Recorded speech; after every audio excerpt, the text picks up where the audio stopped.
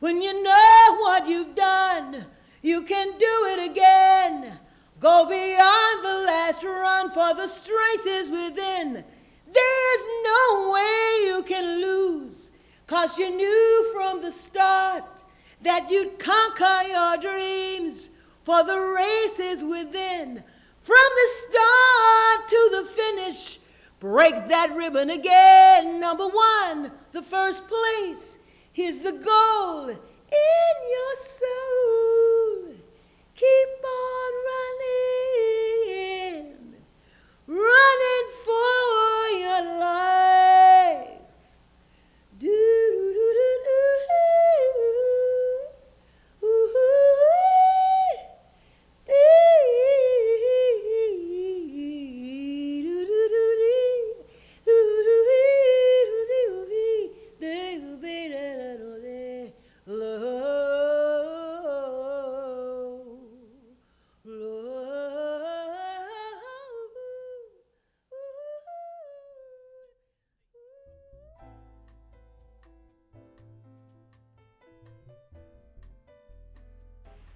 Music is my life. That's what it is. Whether I'm teaching it, whether I'm singing it, it's just my life. Even at a young age, Melba Joyce knew that music was just something inside of her. You know, it's kind of like, oh, my dad does this, so I can do this. That's basically how it really went, you know. And the voice was there. My mother sang, my great-grandmother sang, my grandfather sang, my grandmother sang opera. So music was always there. And then my mother married a man who loved jazz, and she bought him this very expensive Jazz at the Philharmonic, Norman Granz production with Charlie Parker and all those greats on it. So I mean, music was in my house from the time I can remember. So anyway, that's what I was exposed to it. And my dad was on the road.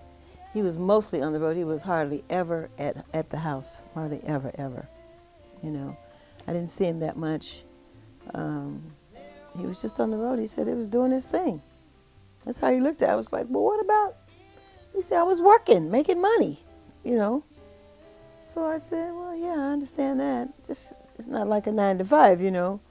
They go out of town, they come back in town for a day and go back out again, and you come back 3 months later and then go back out again and come back 6 months later. You know, you can't keep bringing the same act back over and over again in the same location. It doesn't work. So you have to move around, circulate. And that's basically what he did. So it had to be okay with me. There's nothing I could do about it. I was glad to see him when he came. Sometimes I get phone calls in the middle of the night from on the other side of the world, you know, Greenland and the UK. And you know, the time difference is so great. And he had to call me when he could call me, you know. With music being such a big part of her life, it was just a matter of time that she would make her way on stage. I had been singing with a neighbor who played piano. She wanted to back me up, wanted to, you know, oh, Melba Joyce can sing, her daddy can sing, so she can sing. And she says, would you like to come over to my house and, you know, I want you to sing with me. And so we bargained that I would be able to go and play in her backyard. I was about 5. So my grandmother tells my dad that I've been singing with this pianist that lives in the neighborhood. And he says to me one day, you want to go to work with me tonight? And I said, yeah. He said, okay. So we walked to the gig. It was like a block or so away at this dance hall in Dallas. So we went in and he sat me down in a chair and all the people were there drinking and talking. And the band played and he sang and I clapped my hands and all that.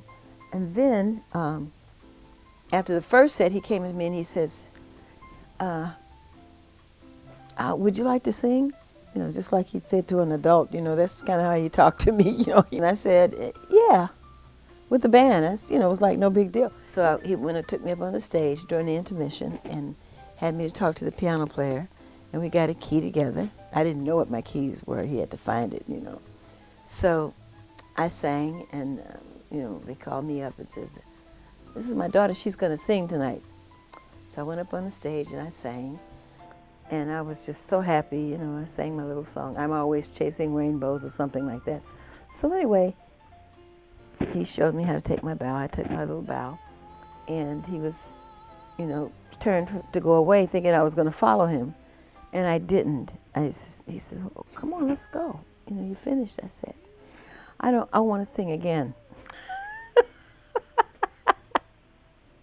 I said, "I want to sing again." So he said, "You can't sing again. This is my job." We got, started explaining to me, I got to get off the stage.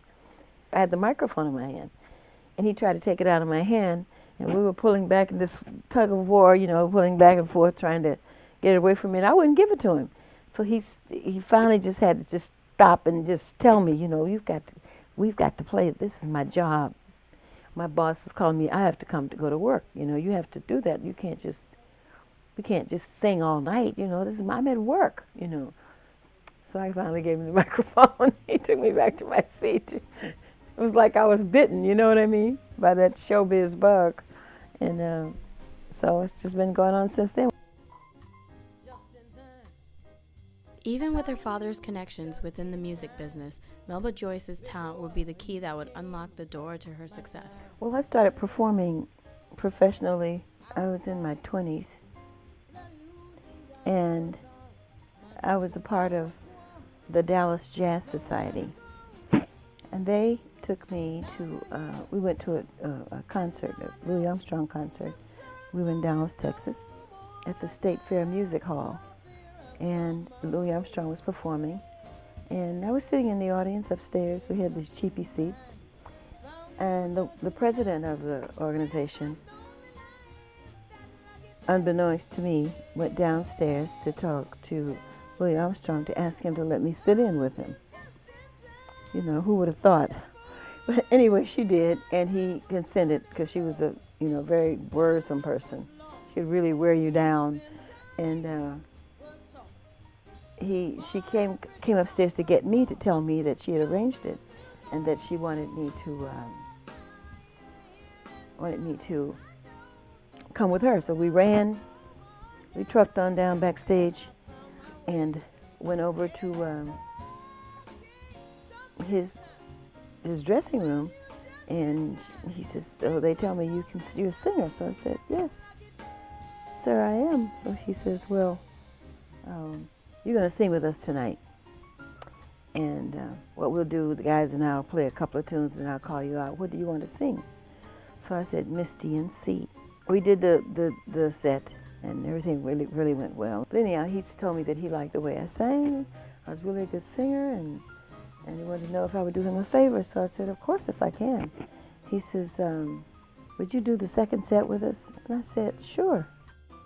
The second set, the audience was very receptive, and he paid me. He said, "These people are, these old people, I know they're not going to pay. I'm going to pay you. And you're a professional," he says, "and you should do this for your living, because you're a wonderful jazz." And that's exactly what she did. Melba Joyce has been a professional musician ever since, performing across the country and around the world. She has shared the stage with some of music's biggest names and has her own record label. She has accomplished so much and has no plans on stopping anytime soon. Well, I'm just going to keep singing and keep creating and trying to recreate myself and stay in the record business. Stay in the record business and stay in the entertainment business because I love it so much. I figure if Betty White can do it, so can I. She's into her 80s, So I always say that the business you don't quit the business quits you. But if you have what it takes to sell, you'll always be there. People will always remember who you are. The more I see you, the more I want you. Somehow this feeling just grows and grows.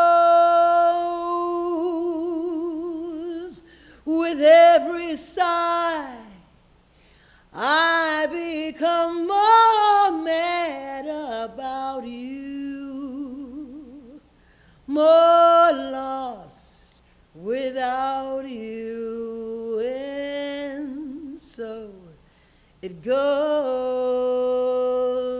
Can you imagine how much I love you? The more I see you as years go by, I know the only one for me can only be you. My heart won't free you, my lips won't try